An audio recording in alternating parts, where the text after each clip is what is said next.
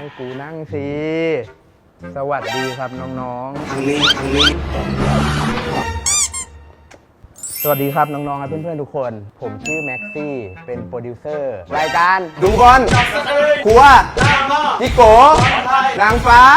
เดินหน้า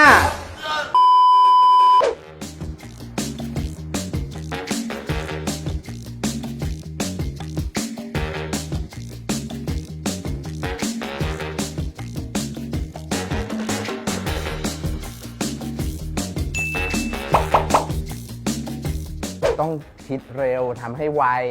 จับกระแสให้ดีอ่านเกมให้ขาดที่สำคัญคือคอนเทนต์ต้องสดใหม่ต้องเช็คคู่แข่งให้ดีวิเคราะห์ให้เป็นทำอะไรที่ไม่เหมือนชาวบ้านความเฮฮาความบันเทิงต้อง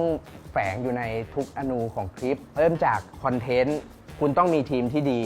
ช่วยกันเบรนสตอร์ม2คือโปรดักชั่นของบางอย่างเราลงทุนครั้งเดียวแต่ใช้ได้นานและมันทำให้งานเรามีคุณค่าไม่ว่าจะภาพเสียงอินเทอร์เน็ตก็ยังมีส่วนนี้ไม่ว่าเราจะไลฟ์สดทาง Facebook หรือ YouTube แค่ว่าอินเทอร์เน็ตก็เป็นสิ่งสำคัญครับผม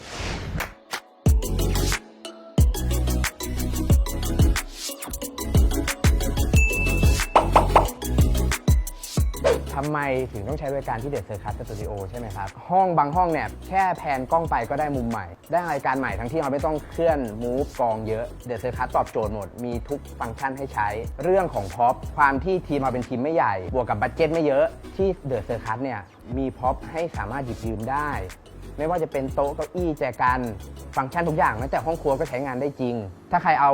รถยนต์มาเองมอเตอร์ไซค์มาเองมีที่จอดครบคันถ้าไม่มีปุ๊บ MRT ก็มาถึงลาดพร้าวทางออกประตู 2เรื่องอุปกรณ์และทีมงานซัพพอร์ตเนี่ยต้องยกให้ที่เดอะเซอร์คัสซึ่งที่เนี่ยมีทั้งอุปกรณ์สตรีมมิ่งเซิร์ฟเวอร์ที่ครบครันครบวงจรคุณสามารถจบที่นี่เดินมาตัวเปล่าก็สามารถสตรีมมิ่งได้ที่สำคัญคือทีมงานที่เนี่ยซัพพอร์ตดีมีความรู้ความเข้าใจในเทคนิคในงานด้านนี้อย่างเชี่ยวชาญให้คำปรึกษาเขาได้เสมอครับผมคุณมาที่เนี่ยมาปรึกษาอย่างเดียวก็ถือว่าคุ้มเพราะว่าที่เนี่ยเขาเข้าใจคนทำงานแต่ถ้ามาใช้บริการเนี่ยราคาแบบพี่น้องกันดีกว่าที่อื่นแน่นอนเชื่อผมชีวิตคนทำคอนเทนต์ในโลกออนไลน์ไม่ต้องห่วงมูลนี้ต่อไปครับผมเอาเวลาที่คุณมีไปทำคอนเทนต์ดีๆดีกว่าเพราะที่เดอะเซอร์คัสช่วยประหยัดเวลาให้คุณเยอะมากครับผม